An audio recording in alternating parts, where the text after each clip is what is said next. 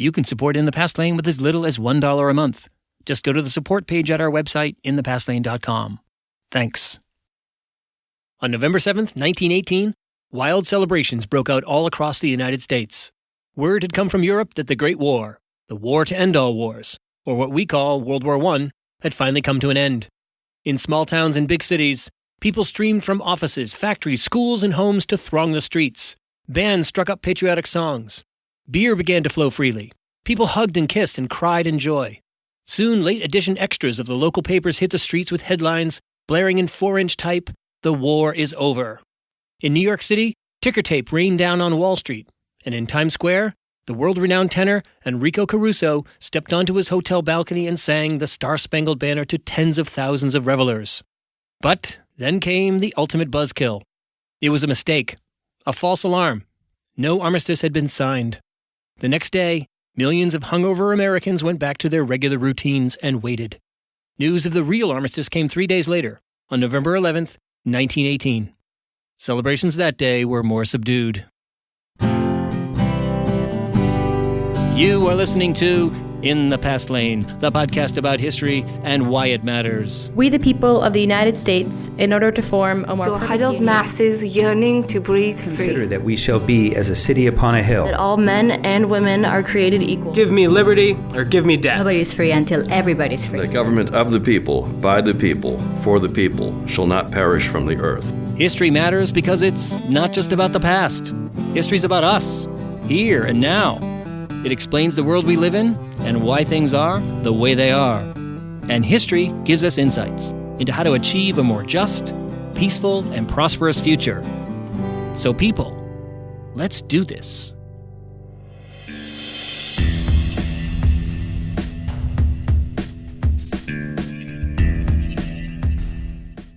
Hi there, everyone. Welcome to In the Past Lane, the podcast about American history and why it matters. I'm host Edward T. O'Donnell, your historian at large, and this is In the Past Lane, episode 109, in which we explore why Americans supported the war effort during World War I. We are coming to you this week from the Over There studios, located in central Massachusetts. You can learn more about me, this podcast, and our guests at our website, inthepastlane.com, and on Facebook, Twitter, Instagram, and our YouTube channel. Functioning as our dutiful drill instructor is our executive producer, Lulu Spencer. So what's happening in the Past Lane this week? Well, I had a terrific Thanksgiving with my family. Longtime listeners of this podcast know that Thanksgiving is my favorite holiday. And this year followed the traditional O'Donnell pattern. Stay at home, welcome the kids back to the nest, run a cold 5K turkey trot on Thanksgiving morning, and then dedicate the rest of the day to the 3 Fs: family, football, and food. The next day, my large Irish Catholic family, about 40 of us at this point, always gathers at one of my siblings' houses for a casual lunch, cold beer, and catching up. This year, we even worked in a few games of bocce ball on a nearby beach. It was low stress and lots of fun. And the weekend was more of the same. I hope you all had a great holiday as well. In other news, we have a few more patrons of the podcast who have pledged monthly financial support via patreon.com. Thanks to Leah H. and Sonia J. Many, many thanks. Your support means so much to me because it means that you enjoy the podcast and that you want to see it continue. So thanks. And if any of the rest of you want to help defray the costs of producing this podcast for as little as $1 a month, just go to inthepastlane.com and click on support. Thanks. Loyal listeners can also help out by buying some of our fabulous merchandise. In the Past Lane merch makes great holiday gifts. Our top-selling t-shirt the past few weeks says, "Okay, America, I'm begging you, stop repeating this shit." Signed, History. Another popular t-shirt features the African proverb, "Until lions have their historians, tales of the hunt shall always glorify the hunter." To see all t-shirts and the ways in which they can also become mugs, stickers, hoodies, and more, go to inthepastlane.com and click on merchandise. Thanks. All right, let's keep things moving here. Coming up, my interview with historian Andrew Huebner about his new book on the U.S. response to World War I. Okay, people, pack your gas mask. We're heading for the trenches in France. Your journey in the Past Lane begins now.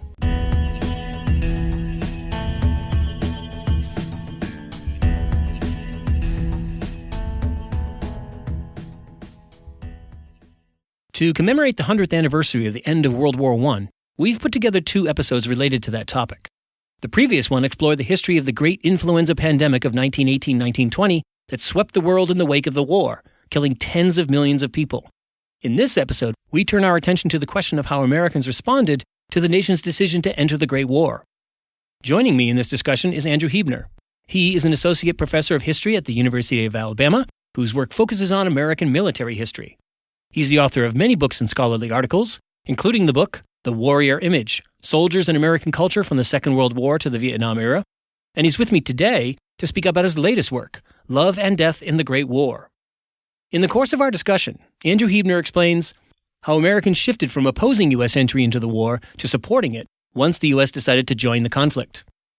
How popular discourse on why Americans needed to fight in the war focused not on making the world safe for democracy, but rather on defending the American family. Why social turmoil in the years leading up to the war led many Americans to believe that U.S. participation in World War I would restore traditional values, racial hierarchies, and gender roles. How the experience of U.S. soldiers in World War I varied significantly by race. How Americans struggled to make sense of the loss of loved ones in the war. And how the memory and meaning of World War I changed in the 1920s and 1930s. Andrew Huebner, welcome to In the Past Lane. Thank you. I appreciate you having me, Ed. Your book is really well timed. Obviously, it coincides with the centennial of World War I, which is a much bigger deal in Europe than it is here, but there is still quite a bit of conversation taking place around World War I and the many benchmarks of the U.S. experience in World War I. And your focus in this book is on how Americans understood the war and how they tried to make sense of it as the war unfolded. But before we get into that material, could you sketch out for our listeners what's happening in America prior to 1917? There's a lot of social change, a lot of social anxiety taking place, marking this era, and this is really connected to how people are going to understand the war. So what's going on in America in 1917 that is important to know? Yeah, that's a good question. Historians have written a lot about this 3 decades leading up to the beginning of the war, the late 19th, early 20th century, as a time of, as you say, of great social change, political controversies, a lot of stuff. There's, of course, a huge wave of immigration. There's rapid industrialization, urbanization. Those are sort of the big trio of trends. And the way they relate to my book in particular, though, and I set this up in the beginning of it, is that a lot of these trends, and actually I would argue almost any kind of anxiety, reformist kind of anxiety of the late 19th, early 20th century has to do with it. It had a lot of people worried about the shape of the family and the white American family in particular. And when I say people, I typically mean kind of middle to upper middle class reformers, people that had sort of access to a political voice and who drove social movements, political reforms, etc. And so all those trends in different ways, if you were kind of nervous about the kind of moral shape or literal safety of the white family, these were things that concerned you. So immigrants coming in, particularly from Europe, with, as these people would have seen them, kind of exotic child-rearing practices or sexual appetite, all the sort of scientific kind of racist language that historians have uncovered. And Madison Grant is a good example, one of the kind of prophets of that sort of fear. So that's one example. The growth of cities, American cities, were becoming filled with not just immigrants, but also kind of internal migrants from around the United States and becoming kind of centers of vice, prostitution, alcohol. So there are a lot of fears from reformers, particularly progressives, about the impact of those things, not just on the people who practice them necessarily, but on the kind of broader moral life or health of cities. So There's a lot of other examples I could give, but these are just a couple of trends that sort of set up a fear among a certain segment of the population about the shape of the family, and this would be important leading into the war. Right, and family understood as sort of the foundation of the republic. Exactly. It's often been framed that way in many other previous generations, and certainly after that. So it's concern about the family as a sort of base unit of the republic, and if things are threatening the family, then therefore the republic is in peril. Yep. And then across the Atlantic Ocean, World War I breaks out in 1914, and the original position of the United States is to stay out of it and remain neutral and try to, this Wilson's high ideals of staying out of the war and being able to occupy that position of a neutral arbiter when it comes to bringing about peace. And ultimately that's not a sustainable position, and at least as far as Wilson is concerned. And the United States enters the war in April of 1917. So how do Americans understand this pivot from essentially neutrality and isolationism to a degree to full-on engagement with the war, an overseas war that we don't really have any direct connection to? At least many people don't see it. How do they make sense of this commitment? Yeah, that's a great question. One of the big mysteries of the period, before we have big organized kind of polling, public opinion polling, is there's sort of a debate among historians about, what did Americans think about this war? And more kind of specifically, were they in favor of it? And of course, it's a complicated answer, but it's clear that in 14, 15, 16, most Americans, in my opinion, just having surveyed the sources and read newspapers and this sort of thing in that period, it's pretty clear, and I think most would agree, that most Americans did not want to get involved. This had been our classic position on European squabbles. And there are various ethnic groups in the country that had particular reasons to either not want to get involved or maybe even to favor the Central Powers. Right. So German Americans, for example. German Americans in particular, yeah. Irish? Irish. My family, for example, who I write about in the book, were German American. My great-grandfather was an immigrant. And I think the position of most German Americans wasn't necessarily hoping that the U.S. would enter on the side of the Central Powers, but they at least would stay out. Right. Now, once they get in, that sort of changes. So, in short, I think most of the country either doesn't want to get in or is reluctant to get in. So, how do they handle the change is an interesting question. My opinion is that there's sort of two things that go on, and in some ways, I guess, are contradictory. One is there's, of course, a rally around the flag kind of sentiment. And again, a lot of this we're getting through newspaper coverage, which, as you probably know, is not a perfect mirror to public opinion at all, especially in the kind of coercive environment of World War I. So newspapers, kind of waving the flag doesn't necessarily mean that people in the country were feeling that way. But nonetheless, you can't deny that most Americans, if they read newspapers, for example, or listened to songs, popular songs, or sang them or whatever, that the overriding message of a lot of that material was a kind of patriotic support for the war effort. Right. Everybody has to do their part. Everyone's doing their part, exactly. And so I think that that's one phenomenon. But the other one, though, is that I just don't think that a population that was largely reluctant to get into the war to begin with would overnight change their view on that once we're in. So I think both of those things, I know they seem contradictory, but I think they're actually about different registers of culture, public culture versus kind of private sentiment. But I think that both of those sort of swirl about in the months after 1917. It's hard to characterize the whole country's kind of opinion, but I think, support goes up. Once we get in, we're in, and a lot of Americans do rally around that idea. But I don't think the anti-war or anti-militarist sentiment goes away. And in fact, there's a pretty large amount of draft evasion. There's not a whole kind of big anti-war movement in a very vocal way like there is during Vietnam later. Although there is one, it's just quieter and it's suppressed. Mm-hmm. So that's how I would frame what I'm trying to say in the book, which is that into that situation where you have the country getting into a war that its leaders have tried hard to stay out of and said a lot about that in public culture, how do Americans then rally around that kind of conflict, which, as you said, is taking place far away, doesn't appear to threaten us directly, despite the sinkings and killings of some Americans on the Atlantic. So my argument basically in the book is that into that situation, especially when you have political leaders offering kind of comic range of reasons for us being in this war, the one I argue that Americans would find most meaningful, and public officials made this argument too, was that it was for the family. And that it was to sort of redeem the family in kind of literal ways and protect the safety of the family, but also in a more kind of abstract sense about protecting the gender traditions and moral kind of universe of the family. So that's the setup there.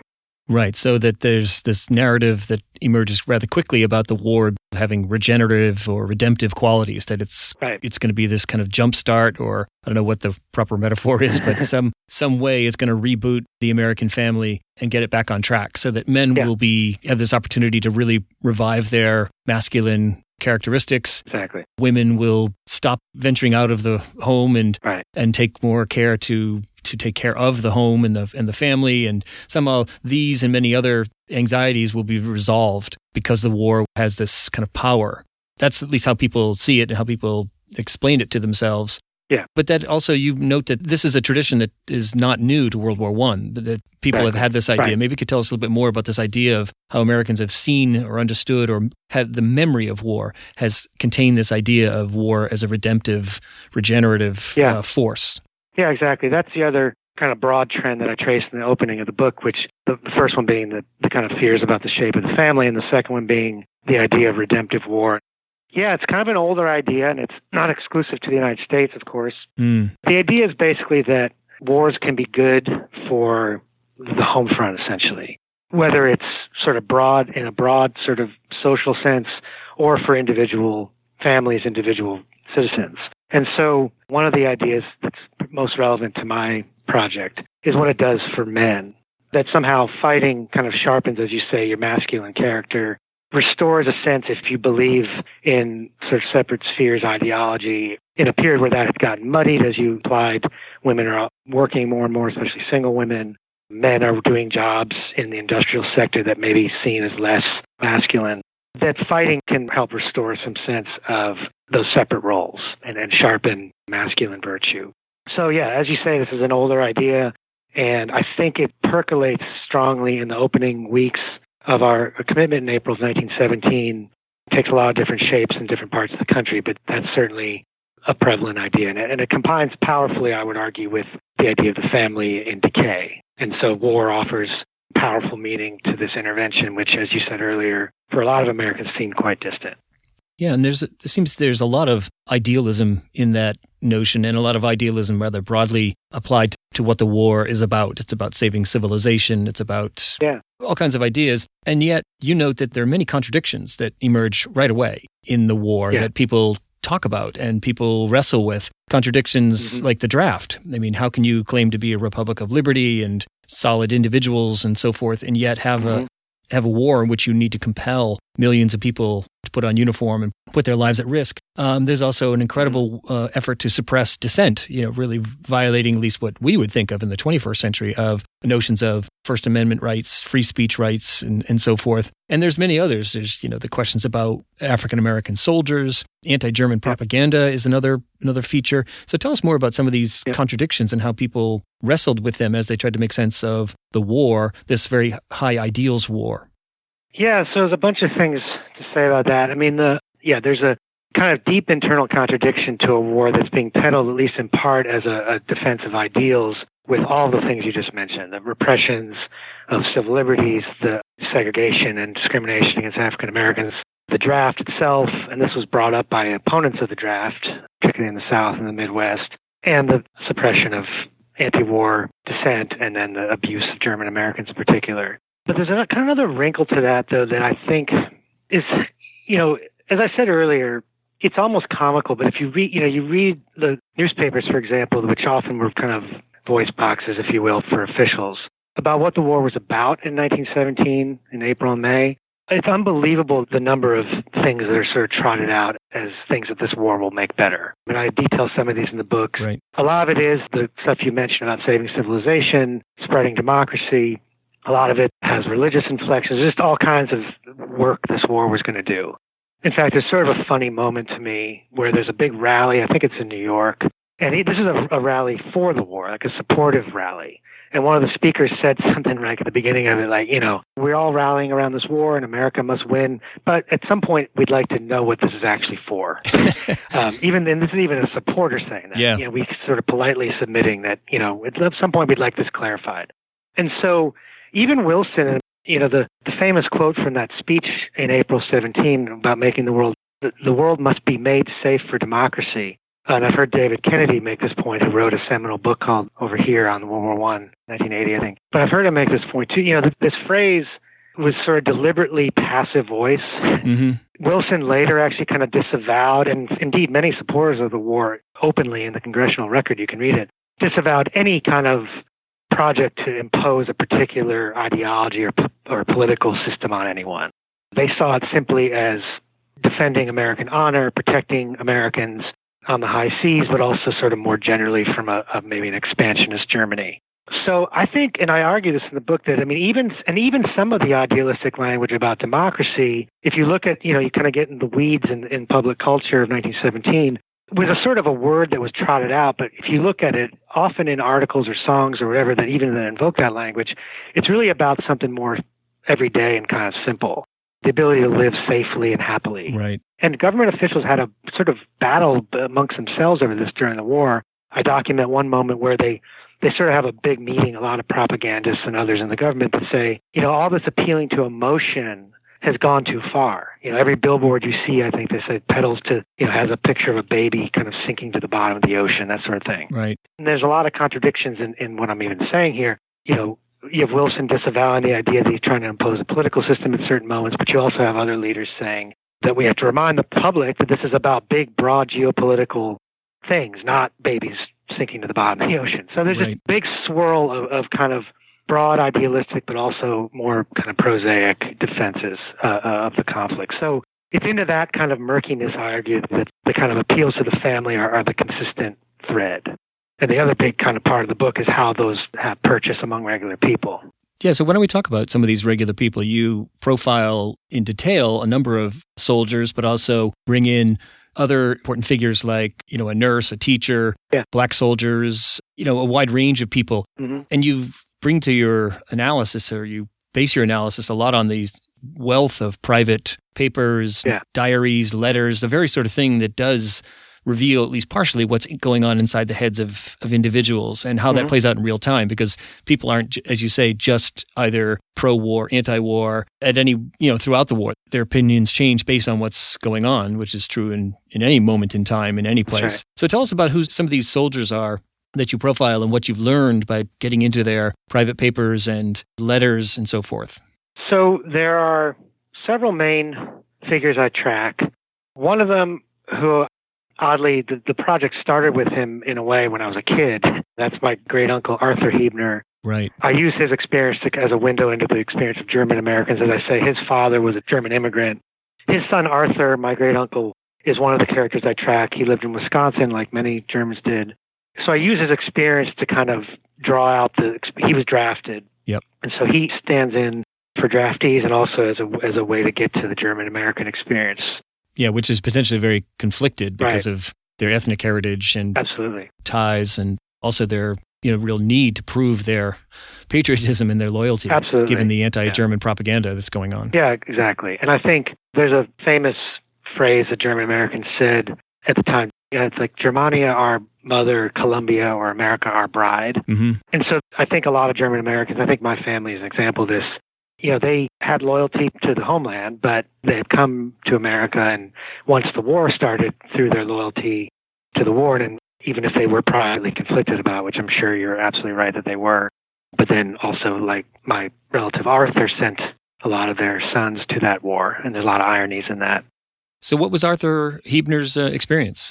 He was drafted from Wisconsin. He lived in a small kind of farming community in Wisconsin. Drafted, goes to Camp Grant in Illinois, and then goes to France. He fights in the 33rd Division.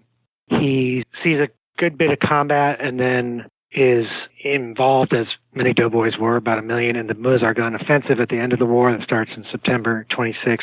He makes it to the last day of the war, the last morning of the war, and he ends up in a tiny little village, which I've been to a couple of times in France, called Saint-Hilaire.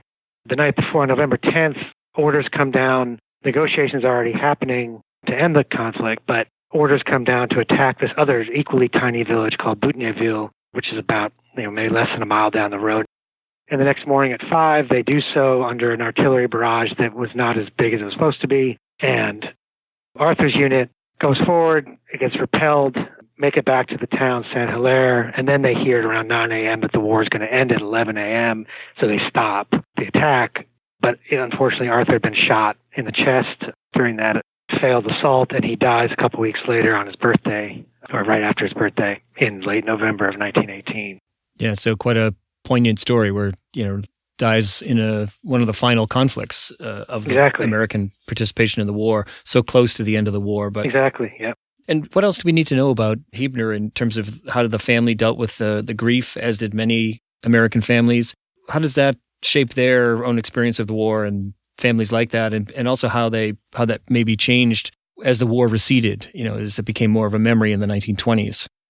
So another one of the poignant details of it, and I wish I had this letter, but we know through family stories, he wrote a letter actually from the hospital in France after he'd been wounded to his father saying he was going to be okay. Mm-hmm. And then because of the way mail was very slow and irregular, the family heard he had died, and then after that got the letter from him saying that he thought he was going to be okay. Right. So that this, of course, was wrenching. His service had already taken a toll on the family. He's drafted in late 1917, but then in March of 1918, when he's off training, his mother, Louisa, died suddenly. She'd always kind of been in frail health, but Arthur's father wrote in a letter that I have that it was very hard on her that Arthur had been drafted. Whether it caused her death or not, it's hard to say, but she died quite young. So what I know about how his family dealt with it comes through family stories and some documentation. So his father, Christian Huebner, was given the choice, as all next of kin were, to bring his body back or not. And so he ends up deciding to have Arthur's body brought back. It's brought back in 1921 and sort of repatriated. He had been buried in France.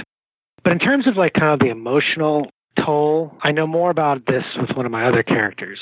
Right. And that's George Waring Houston, who came from Selma, Alabama, went to the University of Alabama where I teach. His records are all here. He wrote many, many dozens of letters back to his family in Selma. There's sort of three major soldier characters in the book, and one, Arthur's a draftee, Waring is an enlistee after the war and an officer. And the third one, the guy from Missouri, is a kind of career military guy, Army guy. But anyway, Waring Houston is from Alabama. He's killed in October of 1918. And I have a pretty rich record of what his friends and family and his sweetheart/fiance, it appears, what they thought about it. And it's interesting. And a lot of people that wrote to Waring's family, it's interesting. They, mourning was considered kind of the domain of the mother.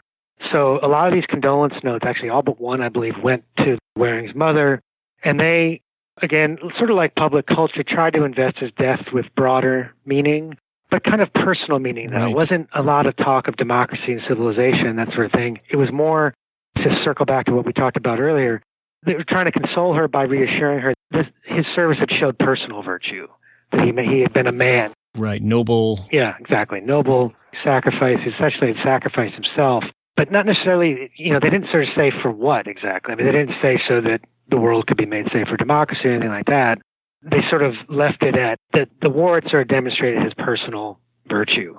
In fact, actually, some of them did say what it had been for, and if they said it, it was also personal. It was that he had died for his friends. Right. And in fact, that's part of the inscription on his tombstone is that, I think the biblical verse, greater love hath no man than the man that dies for his friends, or something like that. Yes, yes. And I wanted to mention, though, also that, so those letters that went to his mother that mourned his death said the things I already mentioned, but it's interesting. One of his friends wrote to his father, and it's the only letter, I think, that went to his father that survives in the collection. But this one, it almost sort of directly, word for word, repeated what a lot of public culture said in April 1917. This friend of Waring's wrote to Waring's father and said, "Your son died to protect his sisters and his mother." Yeah. Quite literally kind of peddling that chivalric virtue that we were talking about earlier, this demonstration of masculine character. And then the last sort of little bit of evidence that's poignant on him is that I have a letter from his sweetheart, Carrie Goodwin, to Waring's mother, and this is in 1920 or 21, that kind of directly contradicted a lot of the reassurances of 1917, that a lot of that stuff about sort of proving your personal virtue or mettle character by fighting, she basically said to Waring's mother in 1920 that all isn't really working for me. That's not, I'm not finding any comfort in that. In fact, she says very specifically that I see all these other young people so happy, planning their futures, marriages, children, etc., and all I feel is emptiness. And so, a war that had once seemed to kind of promise this sort of familial uplift that we were talking about earlier, for her had done the exact opposite. It's destroyed her chances at that as she saw it. Right. Her visions of home and family that would unfold in the late 19-teens and early 1920s are shattered by the war that was presented as a war that would defend family. Absolutely. And home. That's right. Yeah, I certainly understand her bitterness. Yeah. So you also profile different kinds of soldiers from the main three that you look at, including a regiment of African-American soldiers. What's important to know about their experience? Because the story of African Americans in American wars is always one that's, just raises all kinds of questions and contradictions because they're defending the flag and liberty and justice and democracy, but they are not able to experience that in its fullness on the home front. So what do we need to know about these African American soldiers? Yeah, they play an important role in a lot of ways in the war itself, but also in the kind of picture I'm trying to develop in the book. So this vision of the war as a kind of mission of chivalric rescue or masculine virtue is a largely white one. So that complicated when Black leaders in particular clamor for Black soldiers to be armed, to fight in combat units. And there's a sort of lot of back and forth about this about what role African American soldiers are going to play in the war. Are they going to be officers? They're disproportionately not officers. And so a lot of black leaders are calling for these things. In the midst of some of that debate, there's a terrible riot in Houston in 1917 where African American soldiers that are guarding the construction of a nearby training camp clash with Houston police and kill some number of them, and then end up being court-martialed, and 19 of them are hanged. So in the midst of all that going on, there's some concessions made to black leaders, but not everything is conceded. So most black soldiers in the war are going to be pushed into labor battalions. Right, construction, cooking. Exactly, yeah, serving the service, as they say. Now, there are two divisions of black combat troops, the 92nd and 93rd Divisions. One of those will end up being kind of given to the French once they get over there. But regiments from those two divisions do see combat. But again, I think this ties back to my kind of central story in the book about the protection of a story of white chivalric benevolence. You know, sort of every turn or every opportunity, the combat prowess of black soldiers, if you will, is sort of denied. There's a couple cases that I document where black soldiers win valor awards. But as I and others have pointed this out as well, if you look at the coverage of those awards in the American press, black soldiers are still kind of described in kind of savage terms, that sort of thing, even when they're being kind of praised.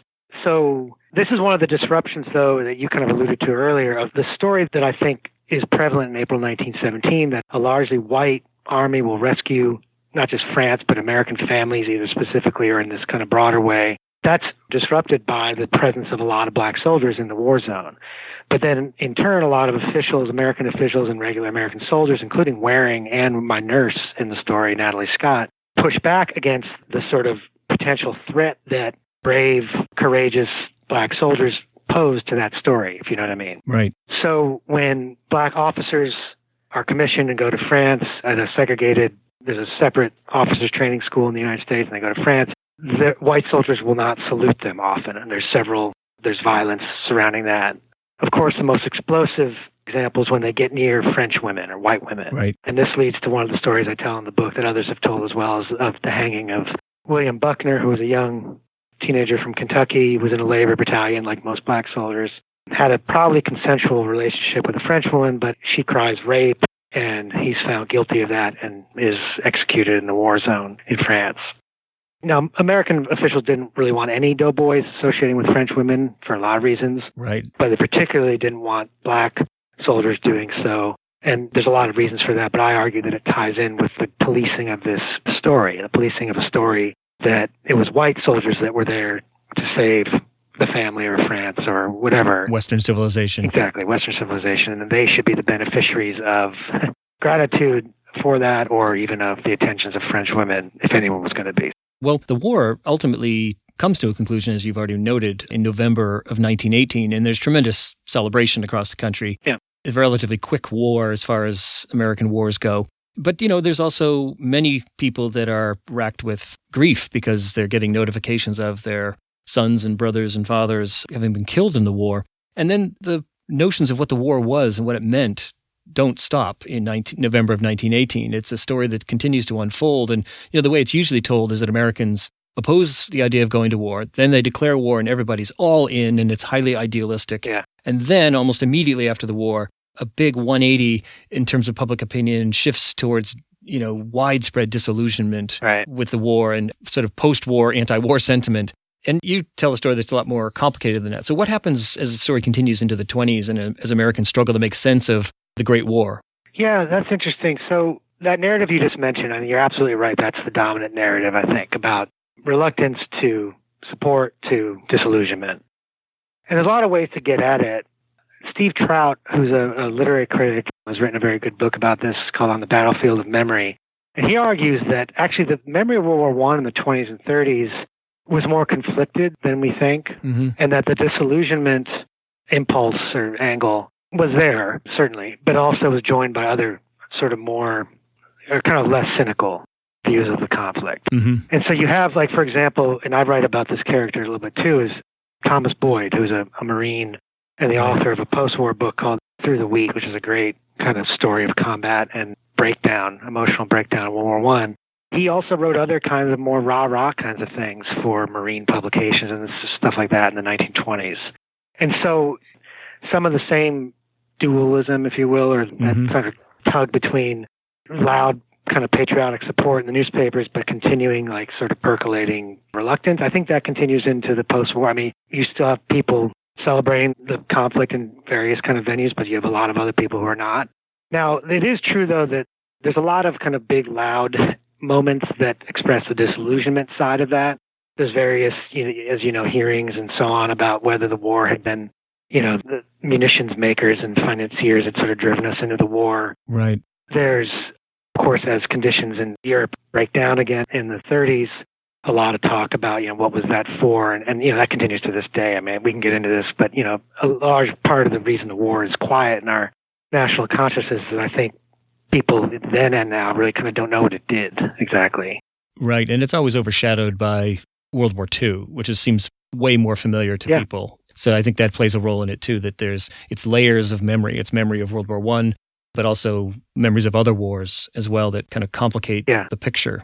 Well, one question I wanted to ask, I always ask the historians that I speak to about, besides your work being really extraordinary writing and research and a real deep dive into what it was like, how people felt and thought during the Great War back in the early 20th century, what makes this a relevant story to where we are now in the early 21st century?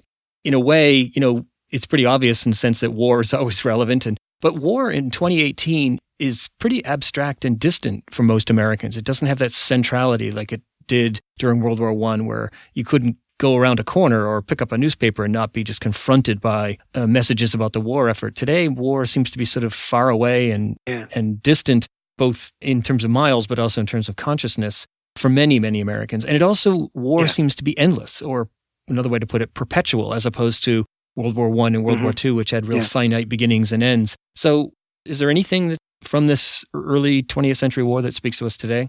Yeah, there's a lot of things, I think. I think war is one of the most kind of horrific, tragic things that people do. I can't imagine, the thought of a state, two states having some kind of conflict, and then that erupts into war, and then regular people who have children or parents or friends or whatever are conscripted into that war literally and then might die or be forever maimed over it. I realize this is not a sophisticated point, but it's sort of an emotional one. I just find it a horrific thing. On the other hand, though, you have the way war is depicted, and this was the subject of my first book, was representations of conflict. There's a lot of very honest kind of depictions of war out there, but there's a lot of ones that are, I won't say are dishonest, but that offer a very different picture that war brings and military service bring pride to families. Even if soldiers are wounded or killed, maybe even especially if they are, it brings pride to families. And I don't deny that that's true in the real world. I'm not suggesting that that's sort of a phony story and that the tragic one is the real one. It's much more complicated than that. But I guess I would say my work, and where I think there's enduring importance for this today, my work is sort of about the space between those sort of two visions. That's kind of where I operate. Do families really take comfort in these sort of broader national goals when they lose their sons or daughters to war? Do they take comfort in that? Does it mean anything to them? So that's sort of something that I continue to think about and wrestle with today when, as you say, we still have wars. In fact, we have them, as you say, more perpetually than we used to. But it's all simultaneously way tinier portion of the population that's affected by it. And increasingly, it's individual families, really, that are kind of one after the other serving in the military. So it's become a real minority experience. So that sort of relationship between state-sanctioned armed violence, wars, and the individual families in the homes that are affected by it, that relationship is what I'm interested in. Well, there certainly are a lot of interesting connections between, I guess, all American wars, and these very issues are present in all of them. So this is certainly something to think about in our age of endless war, and an age in which some people, like Andrew Bacevich, have called for restoring the draft as a way to kind of focus the civic mind on what's actually happening when we do go to war or engage in various regional conflicts. That if more and more people had skin in the game, then there might be a different way of approaching things and maybe more caution when it comes to using the military and so forth. But I guess that's just more theoretical than practical at this stage, I think. So anyway, Andrew Huebner, thank you so much for speaking to us at In the Past Lane. It's been a great conversation. All right, I really appreciated it. Thanks. Historian Andrew Huebner is the author of Love and Death in the Great War, published by Oxford University Press and available everywhere. And you can follow Andrew on Twitter. His handle is @Andrew_Huebner, which is spelled Huebner. If you enjoyed this podcast, you can help us out by spreading the word to friends and family. Many studies show that word-of-mouth recommendations are the number one way that people find new podcasts. So if you know someone who's interested in history, I hope you'll tell them about In the Past Lane. And while you're at it, give us a shout out on social media. Thanks.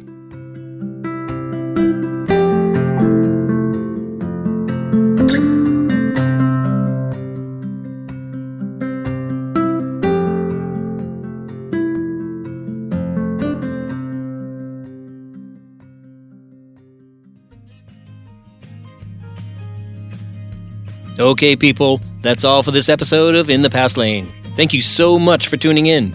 For more information about the many things we talked about today, head over to our show page for this episode at inthepastlane.com. If you like what you've heard, please subscribe to this podcast at Apple Podcast, Stitcher, Overcast, Spotify, or wherever you access your podcasts. I'm In the Past Lane's host, Edward T. O'Donnell, your historian at large, reminding you that history explains our world. So let's pay attention to it. Thanks for listening. We hope you'll join us next time for another journey in the Past Lane. Hey, Lulu, how come I've never seen you wearing any of our In the Past Lane merchandise? I'd rather be seen in a Nickelback t-shirt.